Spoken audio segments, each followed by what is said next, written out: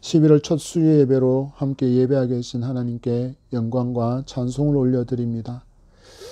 뭐로 가더라도 서울만 가면 그만이다의 속담은 원래 가진 의미는 그 결과가 도출되기 위해서 다양한 방법을 이용할 수 있다라는 사물을 바라보는 열린 마음을 표현하는 길이 바로 뭐로 가더라도 서울만 가면 된다, 서울만 가면 그만이다 라는 속담의 의미입니다. 그러나 지금은 그 원래 의미보다는 조금 다른 의미로 많이 이해되고 또 쓰이고 있지 않는가 하는 생각이 듭니다. 이 뭐라는 단어는 사전적 의미로 살펴보니까 사물의 어떤 측면이나 각도 혹은 공간의 구석이나 모퉁이라는 뜻을 담고 있습니다. 그래서 우리가 옆으로 누워서 좁은 면으로 누울 때면 그것을 우리가 뭐로 눕는다라고 표현하지 않습니까? 그리고는 등을 대고 넓은 면으로 눕게 되면 바로 눕는다라고 표현하는 이유가 바로 이런 차이다 할 수 있습니다. 이런 의미로 속담을 풀이해 보면 뭐로 간다라는 말은 돌아가다, 뒤늦게 간다라는 의미도 가집니다. 또 다른 시각으로 보면 뭐로 간다라는 말은 마치 기어서라도 간다, 끝까지 간다라는 그런 의미도 담고 있다 할 수 있겠습니다. 이 말은 반드시 간다라는 의미고 그 속에는 몸을 망치게 되더라도 혹은 다른 사람보다 늦더라도 나는 그곳에 간다라는 의미가 내포되어 있습니다. 그래서 뭐로 가도 서울만 가면 된다라는 말은 돌아서 가도 서울만 가면 된다라는 의미로 보는 것이 더 적절한 해석이다라고 할 수 있겠습니다. 그래서 결과적으로 서울에만 도착하면 된다는 결과를 강조하는 표현이라고도 말할 수 있겠습니다. 그런데 지금은 이 속담이 조금은 이상하게 해석이 되어서 결과를 얻을 수만 있다면 그 과정이 어떠하든지 전혀 개의치 않는다라는 그런 의미로 이 속담이 사용되고 있는 것은 아닌가 하는 생각이 듭니다. 내가 잘 먹고 내가 잘 사는 이라는 이 결과를 얻기 위해서 그 과정에 부정과 부패와 불법이 동원된다라는 것은 전혀 문제가 되지 않는다라고 여기는 것입니다. 심지어는 내가 원하는 결과를 얻기 위해서 다른 어떤 사람이 피해를 당하거나 심지어는 고통을 당한다 할지라도 내가 원하는 결과만 얻을 수 있다면 그건 전혀 내가 상관할 바가 아니고 개의치 않는다라는 것입니다. 그런데 무섭게도 이런 생각들과 이런 사고가 교회에도 깊숙이 스며들어 있습니다.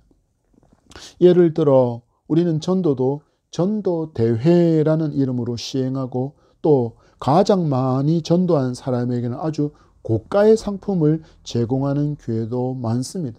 심지어 어떤 교회는 1등 하는 그 전도 왕, 가장 많은 전도를 한 사람에게 고급 승용차를 주는 그런 교회도 있었습니다. 이러한 내용을 기획한 목회자는 이 전도의 동기부여라는 차원으로 상품을 고안해 냈을지는 모르겠지만 성경은 전도를 성도의 마땅한 의무라고 말씀하고 있다는 것을 기억하면 이런 방법이 결코 성경의 가르침을 따르고 있는 것이 아니라는 것을 우리는 분명히 알 수 있습니다. 고린도전서 19장 16절입니다. 내가 복음을 전할지라도 자랑할 것이 없으면 내가 부득불할 일임이라. 만일 복음을 전하지 아니하면 내게 화가 있을 것이로다. 아멘. 여기서 바울은 부득불할 임이라. 반드시 해야 한다라는 이야기입니다. 여기서 부득불이라는 말은 헬라어로 아낭케라는 단어를 사용하는데 그 속의 의미가 보니까 피할 수 없는 하나님의 강제력 아래에 있다라는 의미입니다. 하나님께서 지금 전도하게끔 누르고 계신다라는 그런 아주 강하게 강제적으로 누르고 계신다라는 그런 의미가 바로 아낭케라는 것입니다. 그러니까 하나님께서 그만큼 원하시고 계시니까 내가 전도를 안 할 수가 없다라는 것입니다. 그럼에도 우리는 전도의 결과, 전도의 그 열매만 있으면 그 과정이야, 그 동기부여가 무엇이 되었든 간에 좋은 게 아닌가라는 논리로 주장을 한다면 과연 교회와 세상은 어떤 구별을 갖는 것입니까? 또 다음 세대들을 전도하는 방법이라면서 예배를 음향시설이 좋다라는 그 이유 하나만으로 클럽에서 예배를 드린다든지, 심지어 처음 온 다음 세대들이 교회가 우리를 배려해 준다라는 그런 감동을 주겠다라는 명목으로 찬양 가운데 최근 유행하는 K-팝을 부르게 하는 일도 있었습니다. 여러분, 전도의 열매만 있으면 그 과정이야 개의치 않는 모습, 모든 일을 하나님의 영광을 위해서라는 이 교회의 본질을 잃어버린 세속화된 모습일 뿐이라는 것을 우리는 분명히 기억해야 합니다. 성도는 하나님의 일을 함에 있어서 잊지 말아야 할 대원칙이 있습니다. 그것은 그 동기도, 그 과정도, 열매까지도 선한 것이어야 한다라는 것입니다. 무엇입니까? 하나님의 뜻에 합당한지를 늘 묻고 진행해야 한다는 것을 잊지 말아야 한다는 것입니다. 오늘 말씀을 통해서 하나님은 당신의 일을 행하심에 있어서 어떤 방법을 취하시고 또 어떤 과정을 이루게 하시며 또한 그 결과가 어떠한지를 아주 분명하게 보여주시며 우리에게 교훈하십니다. 나의 뜻대로, 내가 기뻐하는 방법으로, 그리고 내가 기대하는 열매를 맺으라. 이것이 바로 하나님의 말씀의 교훈입니다. 믿음의 길을 가는 성도여, 이 진리를 가슴에 깊이 새기고 하나님께서 기뻐하시는 것으로 채워진 우리의 믿음의 발걸음이 되기를 축복합니다. 하나님께서 사울을 왕으로 삼으셨다라는 그 계획을 사무엘은 사울에게 은밀히 알려주려고, 그의 걱정거리인 잃어버린 암나귀들의 문제는 이미 하나님께서 해결해 주셨다라는 것을 알려준 후에 사울은 성령으로 말미암아 예언하며 새 사람이 될 것을 예언했습니다. 그리고 7일 동안 기다린 후에 번제와 화목제를 드리고 앞으로 왕으로 행할 일에 대해서 가르침을 주겠노라고 기다림을 말했습니다. 그 후 하나님은 그 하신 말씀이 1.1획도 땅에 떨어지지 않고 사무엘에게 주신 예언대로 성취되는 것을 사울이 경험하게 하시는 모습을 우리는 말씀을 통해서 만납니다. 9절의 말씀을 봤습니다. 시작. 그가 사무엘에게서 떠나려고 몸을 돌이킬 때 하나님이 새 마음을 주셨고 그날 그 징조도 다 응하니라. 아멘. 응했다, 이루어졌다라고 이야기합니다. 보십시오. 예언이 얼마나 신속하게 진행되는지. 사무엘과 안녕하고 돌아서는 순간에 하나님께서 어떤 마음을 주셨습니까? 새 마음을 주셨다라고 말씀합니다. 사무엘을 통해서 행하시겠다라고 예언하신 것이 응했다라고 말씀합니다. 분명히 사무엘을 통해서 사울이 성령을 받아 새 사람이 될 것이라고 말씀하셨는데, 이 새 마음을 주셨다는 것은 그가 성령을 받았다는 뜻이기도 합니다. 그리고 사울은 자기에게 예언한 사무엘의 말들이 그대로 내게 이루어지는 것을 보면서 그는 하나님 앞에서 겸손한 마음을 갖게 된 것도 우리는 엿볼 수 있습니다. 왜냐하면 하나님은 겸손한 자를 가까이 하시는 분이시기 때문입니다. 10절의 말씀을 봤습니다. 시작. 그들이 산에 이를 때 선지자의 무리가 그를 영접하고 하나님의 영이 사울에게 크게 임함으로 그가 그들 중에서 예언을 하니. 아멘. 사울과 사환이 산에 이를 때 선지자의 무리가 사울을 영접하고 그 순간에 성령의 강력한 임재로 사울의 입이 열려서 예언하게 되었다라고 말씀합니다. 새 사람이 되리라는 그 예언의 성취, 또 내가 예언할 것이다라고 말씀하신 그 예언의 성취가 이렇게 순식간에 이루어지고 있습니다. 이를 통해서 사울은 지금 자기에게 사무엘을 통해서 기름을 부으신 그 하나님을 더욱 의지하고 신뢰할 수밖에 없었을 것입니다. 하나님이 말씀하신 하나님의 선지자가 말한 그대로 지금 다 이루어졌네. 하나님이 내게 이것을 원하시는구나라는 그런 확실함이, 신뢰함이 더 커질 수밖에 없었을 것이라는 것입니다. 왜 그렇습니까? 예언하신 말씀이 그대로 성취되는 것을 지금 사울이 직접 경험하고 있기 때문입니다. 성도에게 있어서 믿음 생활 가운데 가장 큰 기대 중에 기대라면 바로 하나님의 말씀에 살아있음을 인격적으로 경험하는 것입니다. 그런 경험이 있게 되면 하나님의 말씀이 모두 아멘 되어집니다. 어떤 말씀이든 간에 모든 말씀이 하나님의 말씀인 줄 알고 그분이 실수하지 않으신다라는 것을 믿기에 어떤 말씀이 내게 이루어진다 할지라도 그것이 아멘으로 이해가 되어진다라는 것입니다. 우리가 보통 인격적으로 하나님을 만났다, 성경을 인격적으로 만났다라는 말은 하나님의 말씀이 글자가 아니라 살아계신 하나님의 음성이라고 믿고 또 깨닫게 되는 것입니다. 하나님께서 내가 성경을 펼치는 순간 나에게 지금 말씀하신다라는 것을 경험하게 될 때 우리는 성경을 지금 나에게 말씀하시는 하나님의 음성, 곧 살아계신 말씀으로 믿게 되는 그것을 향하여 우리가 인격적으로 말씀을 만나고 하나님을 만났다라고 말하게 되는 것입니다. 이런 은혜를 경험하게 될 때 지금 누가 강력하게 역사하고 계신 것입니까? 바로 사울에게 임한 성령께서 지금 감동 역사하시고 있는 것입니다. 성도는 이 은혜를 사모하며 무엇보다도 정결하며 거룩한 심령으로 성령의 기름 부으심을 겸손함으로 열망해야 합니다. 이러한 은혜를 경험하게 되면 말씀에 온전히 붙들린 인생, 말씀에 온전히 인도함을 받는 삶이 시작되어집니다. 그 모습을 보십시오. 선지자들과 함께 예언하는 모습을 본 많은 사람이 깜짝 놀라서는 반응하는 말씀이 11절과 12절의 말씀입니다. 시작.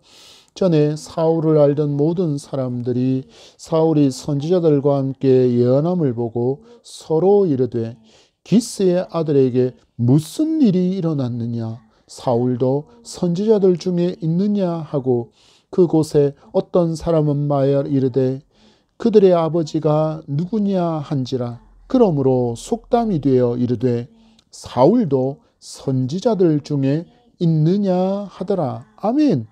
이 말씀을 축약해 보면 이렇습니다. 야, 우리가 사울을 아는데 사울이 언제 선지자가 되었지? 저 사울이 지금 예언을 하고 있네. 여러분, 하나님의 일하심을 보십니까? 은밀하게 사무엘과 둘이 있을 때 사울에게 기름을 부어서 왕으로 삼으신 하나님은 이처럼 순차적으로 사울이 백성들에게 드러나게 하심을 우리에게 보게 하시는 것입니다. 여러분, 선지자가 누구입니까?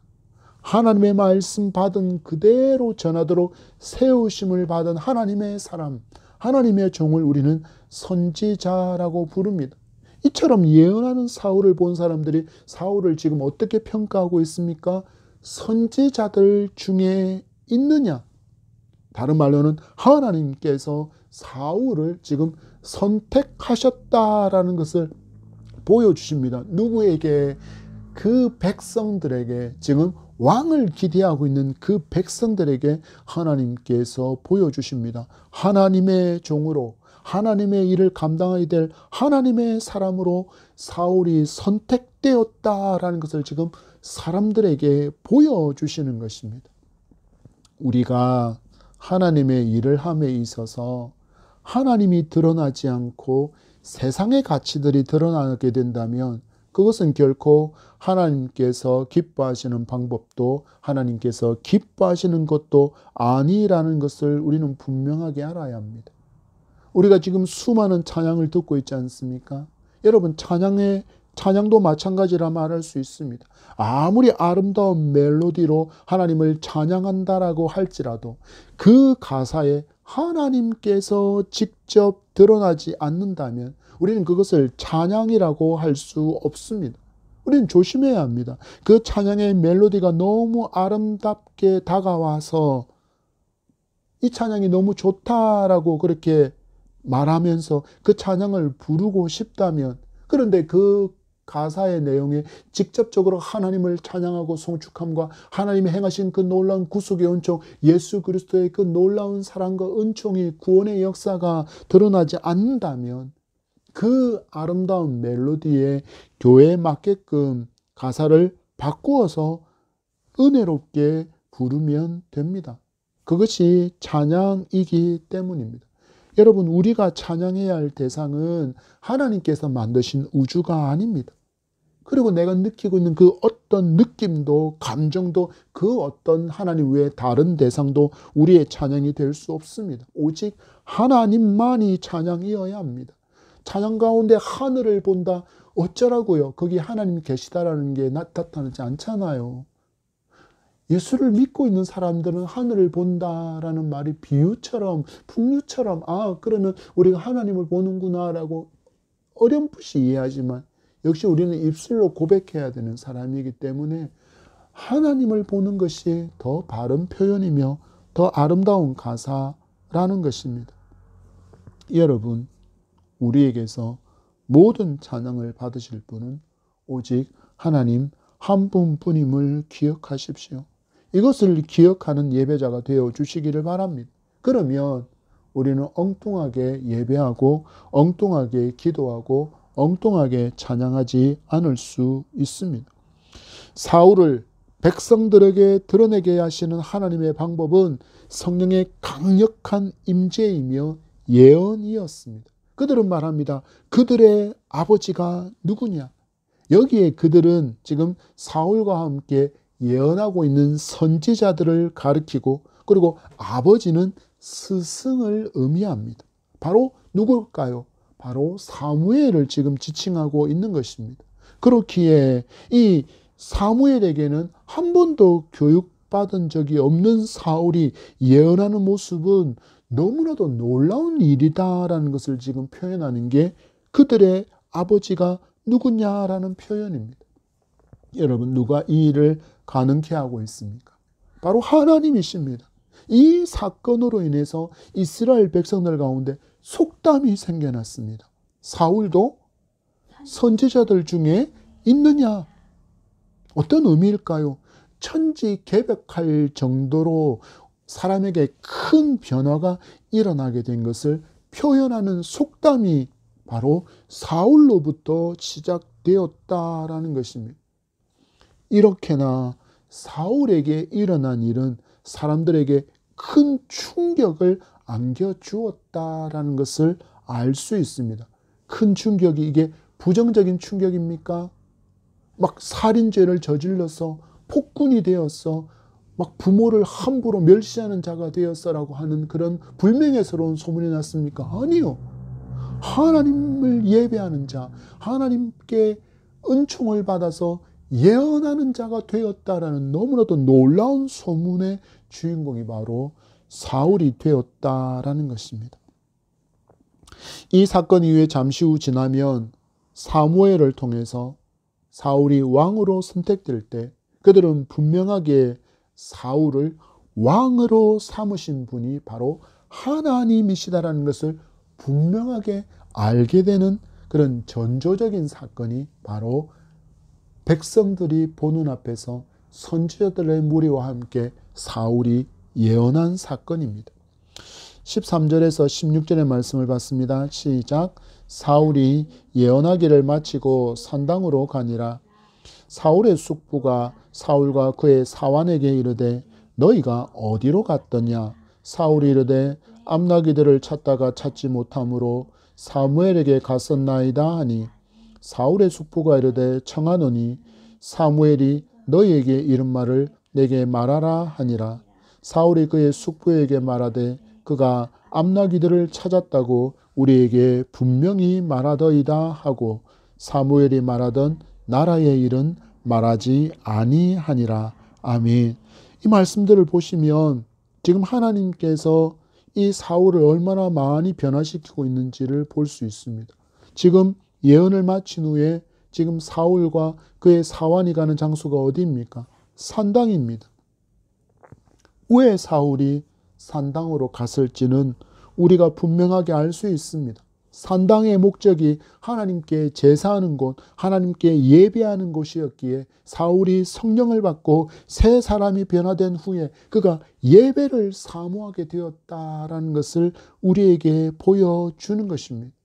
여러분, 우리가 예수님을 인격적으로 만났다. 누군가가 말할 때 교회에서 누군가가 나는 예수님을 인격적으로 만났어. 나는 성령을 받았어. 그래서 나는 새 사람이 되었다라고 말하는 많은 사람이 교회 안에 있습니다.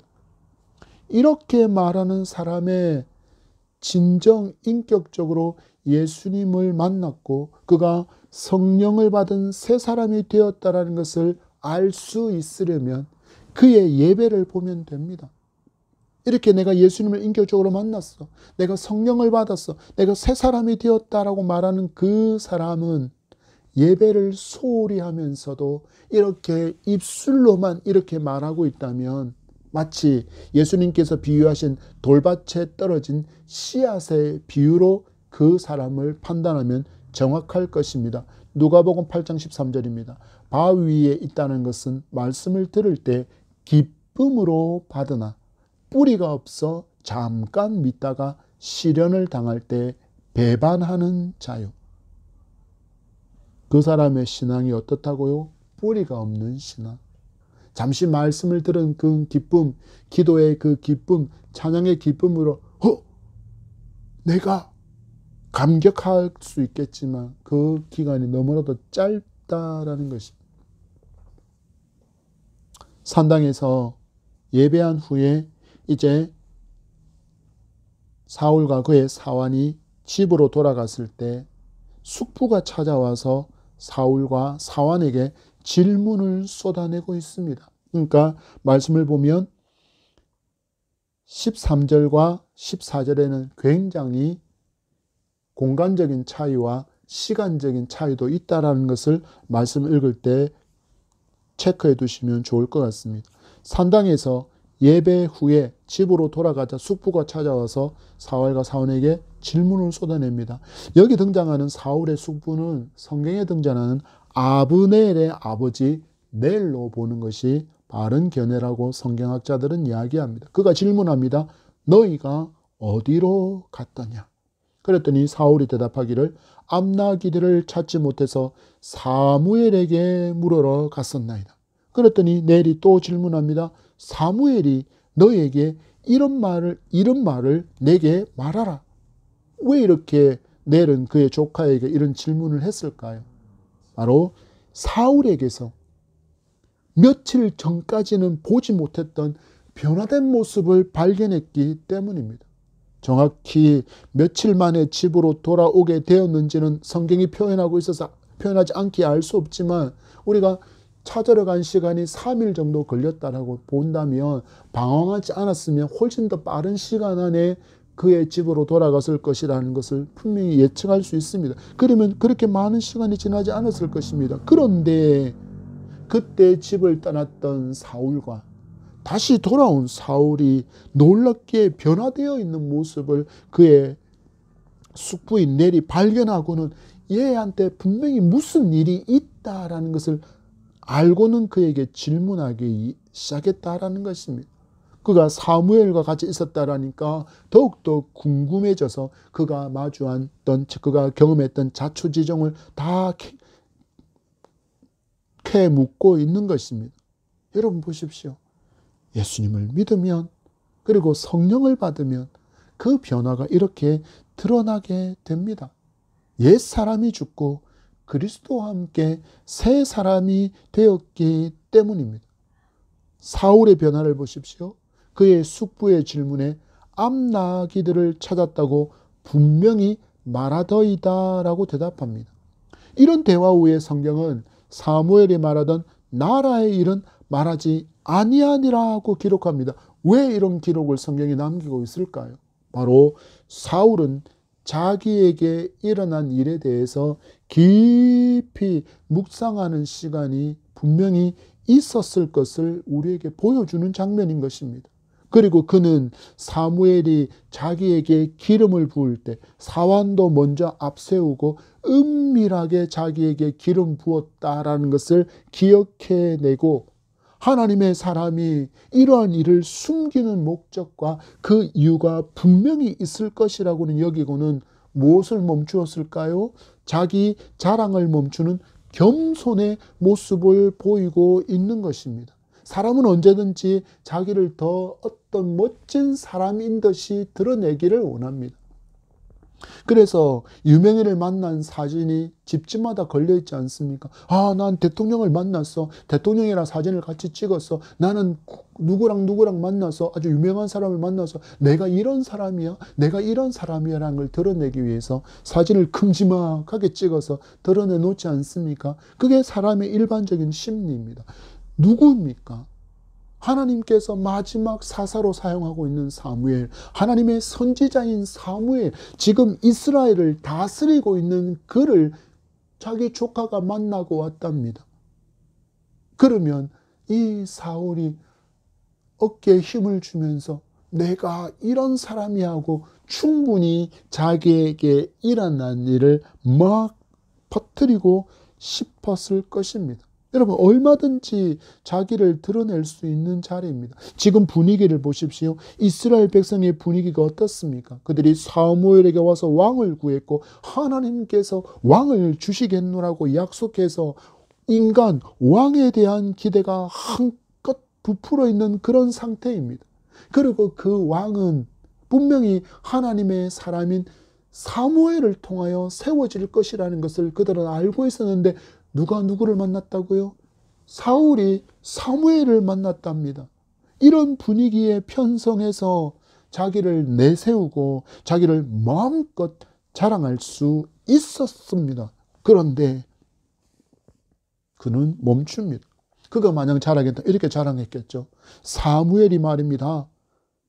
저를 하나님께서 왕으로 세운 사람이라고 말하지 뭡니까? 더군다나 길에서 나에게 기름까지 부었지 말입니다.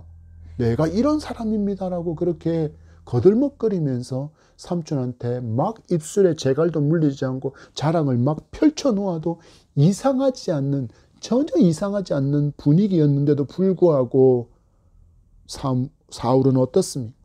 사울은 그 자리에서 교만하지 않고 하나님의 뜻 앞에 잠잠히 침묵합니다. 보십시오. 성령의 사람이 어떤 사람입니까? 말씀의 사람은 어떤 사람입니까? 인격적으로 예수를 만난 사람은 어떤 사람입니까? 낮아지는 사람, 겸손한 사람이 바로 성령의 사람이며 말씀의 사람이며 인격적으로 예수 그리스도를 만난 사람입니다. 이렇게 겸손히 낮아진 성령의 사람이 된 사울을 하나님께서 이제 왕으로 세우시는 장면이 17절에서 21절의 말씀까지 이어지고 있습니다.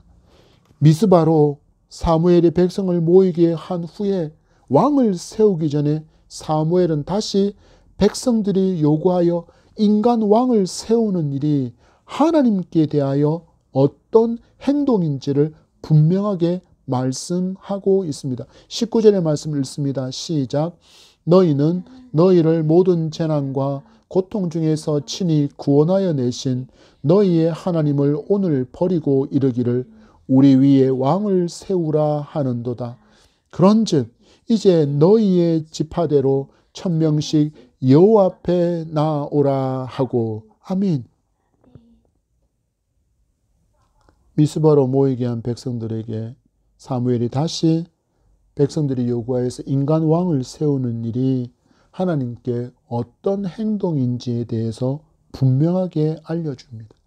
너희는 너희를 모든 재난과 모든 고통 중에서 친히 구원하여 내신 너희의 하나님을 오늘 버린 것이다. 너희들은 오늘 하나님을 버린 것이다 라고 이야기합니다. 여러분, 이것이 선지자의 사명입니다. 비록 하나님께서 허락하신 일이라 할지라도 하나님의 원래의 뜻이 무엇인지를 분명하게 전하는 것이 바로 선지자의 사명, 하나님께 받은 말씀을 그대로 전하는 나팔로서의 사명이 바로 선지자의 사명인 것입니다. 그런 점에서 지금 시대에도 목회자는 이런 사명을 감당하는 사람이어야 합니다. 이런 목회자가 되도록 여러분은 끊임없이 이 땅의 목회자를 위해서 기도해 주셔야만 합니다. 그리고 또한 목회자가 기록된 하나님의 말씀을 있는 그대로 전할 때 그 말씀을, 하나님의 말씀을 받는 성도가 그 말씀이 하나님의 말씀인 줄 받는 그 성도가 복된 성도임 또한 여러분 기억하시기를 바랍니다. 이스라엘 백성이 사무엘의 음성을 듣고 인간 왕을 세우는 일을 포기했다면 이 메시지 앞에 우리가 하나님께 잘못했습니다. 우리의 왕은 오직 하나님뿐이십니다. 라고 그들이 결단하고 인간 왕을 세우는 일을 포기했다면 저는 예상해 보기를 이스라엘 민족이 더욱더 복된 민족이 되었을 것이라고 생각합니다. 그렇지만 이스라엘은 끝끝내 그들의 영원한 왕이신 하나님을 버리고 인간 왕을 선택합니다. 그리고 그 결과는 성경이 보여주고 있는 그대로입니다. 미스바에 모인 백성 중에서 하나님께서 사용하시는 제비뽑기를 통해서 왕을 선택해가는 과정을 보여줍니다.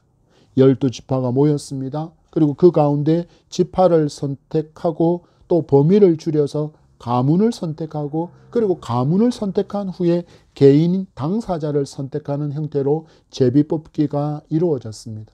말씀해 보니까 이 과정을 통해서 어느 지파가 선택이 되었습니까? 베냐민 지파가 선택이 되었고 베냐민 지파 중에서도 마드리 가족이 뽑혀졌고 그리고 그 중에서 기스의 아들 사울이 선택되었는데 문제가 발생합니다.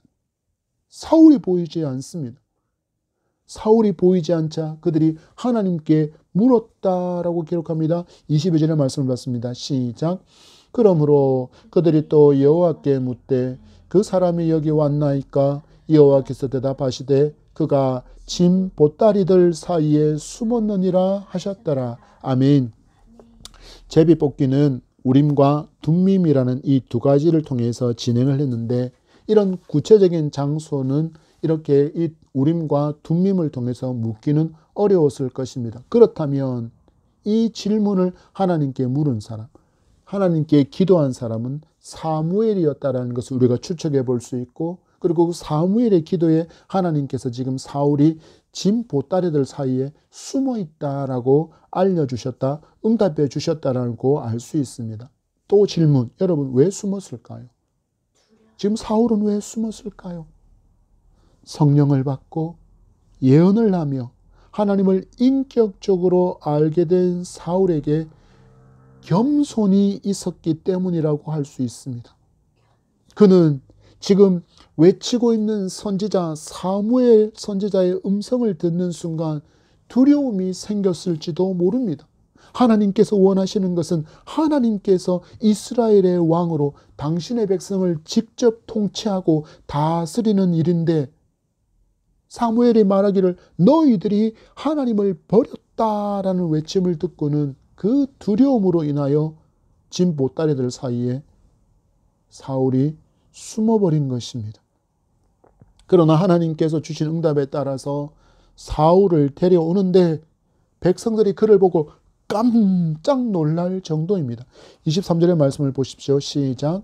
그들이 달려가서 거기서 그를 데려오매 그가 백성 중에 선이 다른 사람보다 어깨 위만큼 컸더라. 아멘. 우리가 흔히 쓰는 말로 이 정도의 큰 키와 이 정도의 큰 덩치면 장군감입니다.